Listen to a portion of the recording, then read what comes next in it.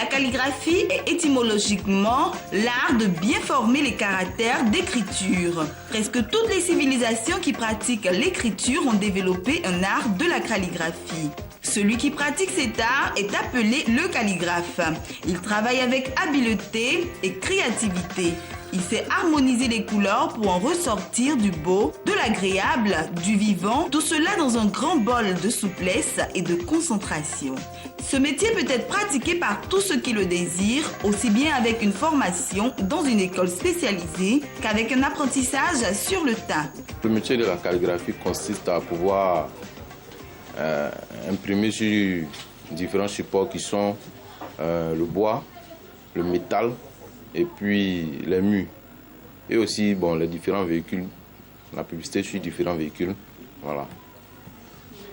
Je dirais comme ça que la calligraphie consiste à... c'est l'art de bien former les lettres sur tout support, si vous voulez. Oui, j'ai suivi une formation de 7 ans. Voilà, c'est-à-dire que 4 ans en tant qu'apprenti et 3 ans en stage chez différentes personnes pour essayer d'avoir au moins plusieurs techniques. Chaque calligraphe a sa façon de travailler. Voilà, essayer de voir un peu de gauche à droite, voir comment aussi les autres travaillent pour apporter un plus à ce que nous avons appris chez lui, on avait appris. Non, je l'ai appris dans le tas. Après l'apprentissage, je vais dire 1 an après l'apprentissage. Le 25 janvier 1999 que j'ai commencé le métier de calligraphie. Et je suis installé à mon propre compte depuis, proprement 2009. Dans la recherche du beau, le calligraphe travaille avec du matériel spécial qui lui permet d'être efficace et de faire ressortir des résultats impressionnants. Pour la calligraphie, il n'y a pas grand-chose. Il n'y a pas grand-chose. C'est quoi des pots de peinture, des peintures à huile qu'on utilise. Du scotch, des pinceaux, la peinture à huile. En tout cas, concernant la calligraphie, il n'y a pas grand-chose. Maintenant, peut-être que c'est par rapport au local qui va causer un petit souci. Sinon, en termes de matériel, il n'y a pas grand-chose à fournir. Un local, en premier lieu, et puis ensuite les matériaux de première nécessité qui sont la peinture, les pinceaux, voilà, du diluant, on a besoin de diluant, puis avec un peu de papier, à partir de là, on peut déjà commencer à faire le métier de calligraphie. D'abord, ça dépend du local que la personne pourra apprendre. En dehors du local, avec 50 000 francs, on peut déjà commencer. Venus à la calligraphie d'abord par amour, ces jeunes se sont vite rendus compte qu'ils pouvaient en tirer de bons bénéfices. C'est ainsi qu'ils en ont fait un métier. Dans l'exercice de leur métier, ils proposent plusieurs prestations à leur clientèle, dont les coûts varient selon les types de prestations. Je suis venu à ce métier d'abord parce que j'aimais écrire sur les t-shirts que je portais. Quand je jouais au foot, j'aimais écrire moi-même. Et j'ai aimé le métier et puis je savais dessiner. Donc directement, je me suis dit, si je faisais ce métier, ça pourrait m'aider. Et c'est devenu... D'abord, je suis entré par passion et puis c'est devenu un métier pour moi. Mes débuts ont été, je peux dire, un peu difficiles, puisque un milieu un peu difficile à s'intégrer. Mais avec le vouloir, j'ai pu réaliser beaucoup de choses. Donc, en tout cas, mes débuts n'ont pas été aussi faciles que ça. Quand un client vient qu'il veut une pancarte, peut-être par exemple de 2,1 m, écrit en recto simple, on peut par exemple lui dire 35 000, puisque c'est nous qui fournissons tout jusqu'à la livraison. C'est-à-dire le support, en tout cas tout ce qui pourrait être utile dans ce domaine-là. Donc le client n'a qu'à nous fournir peut-être son test, son logo par exemple.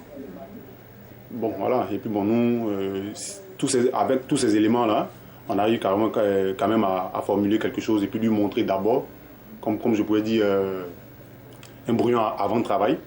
Et quand il valide, c'est là qu'on passe par maintenant à la phase des écritures. Le moyen prix, on peut dire 5 000, bon, voire même peut-être 3 000. Parce que, bon, en tout cas, comme je dis, ça dépend du format, du support. Au niveau de la calligraphie, il y a les pancartes publicitaires, voilà, il y a des panneaux métalliques, souvent de direction, et puis il y a des inscriptions aussi sur le mur. Voilà, c'est fonction de la dimension du client. Voilà, c'est à partir de la dimension que le client nous donne, c'est à partir de là qu'on définit un prix. Et on discute aussi pour pouvoir s'entendre. Avec le temps que ces calligraphes ont passé dans l'apprentissage du métier et maintenant devenus eux-mêmes des patrons d'entreprise, ils sont donc capables d'apporter leur savoir à tous ces jeunes qui désirent embrasser ce métier. Moi, je travaille avec 5 personnes, mais il y a un qui est absent. Donc pour le moment, c'est 4 qui sont là, qui sont ici, qui apprennent. Voilà. Et il y a un qui est là depuis 2007, bon, depuis que j'étais en stage, et les autres sont là, ça fait 2 ans. Voilà. Bon, au fait, moi, je ne fais pas payer. Pour les apprentis qui sont, il n'y a pas quelqu'un qui a payé. Voilà. Sinon, quand moi j'apprenais, j'ai payé. Voilà. Mais moi, j'ai décidé de donner mon savoir gratuitement, sans rien prendre. Voilà. C'est un peu ma contribution. C'est un peu ma contribution pour essayer d'aider les jeunes à vouloir se prendre en charge et à vouloir travailler. Voilà, c'est ma contribution. C'est un métier passionnant. Bon, ces deux-là, on apprend beaucoup. Voilà, c'est bon d'abord. En tant que jeune, ça nous aide à avoir plusieurs cordes à l'acte. Voilà, on dessine souvent, on écrit. Quand c'est comme ça, c'est intéressant. Pour un jeune qui est ici. Bon, pour un calligraphe, c'est vraiment bon. Si le calligraphe a l'esprit ouvert, l'apprenti a l'esprit ouvert, bon, 3 ans minimum, 3 ans au maximum, ça peut. Mais bon, souvent, quand les gens viennent apprendre, ils n'ont pas l'esprit ouvert. Les gens, ils voient ça comme de la distraction. Mais bon, quand tu as l'esprit ouvert, 3 ans, c'est bon. C'est bon pour connaître un peu le métier. Oui, le métier nourrit son homme. Ce métier-là, il nourrit son homme. Quand tu mets la tête dessus, quand tu prends ça comme un métier, il nourrit son homme. Ce que je peux dire aux jeunes qui sont dans l'état comme moi, c'est de leur dire, bon, c'est un travail noble qui nourrit son homme. Il peut venir apprendre et puis de rester couché là-dessus. Parce qu'en venant, quand on apprend, il faut suivre réellement. Si on ne suit pas, ça n'en pas. C'est comme tout travail, mais en apprenant, il faut suivre réellement pour que ça puisse entrer. Sinon, le travail nourrit son homme. Avec leurs revenus, ils arrivent à se prendre en charge et à subvenir à leurs besoins. Comme tout métier, celui de la calligraphie connaît des périodes favorables à travers lesquelles ces jeunes voient leurs profits grimper. Nous, on fait de bonnes affaires, surtout en fin d'année, c'est-à-dire les 3 derniers mois de l'année, octobre, novembre, décembre. C'est à ces 3 périodes que nous faisons un bon chiffre d'affaires. Bon, par jour, quand il y a des entrées d'argent, on peut gagner 15 000 francs, voilà, 15 000 francs de bénéfices, voilà, par jour, voilà. Donc, dans la semaine, ça nous fait peut-être 100 à 110 000, voilà, à peu près, que nous gagnons chaque semaine. Avec les revenus que j'ai ici, j'arrive pleinement à subvenir à mes besoins personnels et aux besoins de ma famille aussi. Voilà.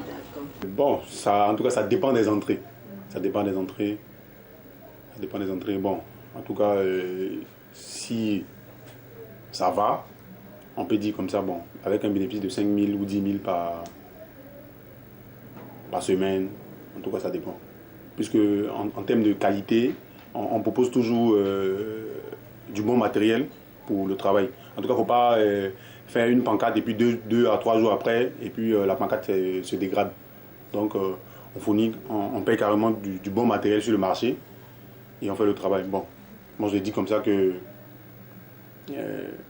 en termes de qualité, mieux vaut bien faire le travail et s'en sortir peut-être avec un bénéfice de 2 à 3 000 que de vouloir avoir un bénéfice de 10 000 ou bien 15 000 et que 2 jours après, le client vous revient pour dire que le travail a été mal fait. J'arrive à m'occuper de ma famille, en tout cas de moi-même. Voilà, en tout cas, c'est rentable, ça va. Ça nourrit son homme. Bon, chers amis, je vous dis ce matin que ne toujours pas rester à la maison et dire que voilà, des gens vont venir faire des choses à nos places. C'est de toujours vouloir entreprendre En tout cas, comme on le dit, vouloir c'est pouvoir. Voilà, vouloir c'est pouvoir. Quand on veut, on peut. Et ne pas toujours vouloir tendre la main à tonton, à maman, à papa. En tout cas, moi je dis qu'il faut que nous-mêmes on arrive à faire quelque chose pour que, en termes de présentation, aller dire à nos parents que maman ou papa, j'ai pu faire ça. Et quand nos parents verront ça, ils seront contents. Et là, bon, je dis qu'ils pourront aussi apporter leur aide. Voilà. Donc, ne pas toujours attendre. On peut. Bon, ce que j'aimerais dire aux jeunes, d'abord, c'est d'avoir l'amour du travail. D'abord, aimer travailler. Quand tu aimes travailler, quelles que soient les difficultés, déjà, tu cherches des voies et moyens pour t'en sortir. Maintenant, de deux, ce que j'aimerais dire, il faut aller à ce métier par passion. Par passion. Quand tu vas à ce métier par passion, je pense que les portes s'ouvriront facilement pour toi. Le conseil que j'aimerais donner aux jeunes, c'est de prendre sur soi et de laisser à la maison l'orgueil. Quand tu sors le matin, tu sors avec le courage, la persévérance, l'envie de vouloir bien faire. Et je pense qu'avec ça, déjà, on peut évoluer. Il n'y a aucun souci pour ça. Confronté aux dures réalités de la vie, aucun jeune ne doit rester les bras croisés à ne rien faire, mais plutôt s'armer de courage et de détermination afin de se faire une place au soleil tout en épousant la vision du chef de l'État qui est l'entrepreneuriat.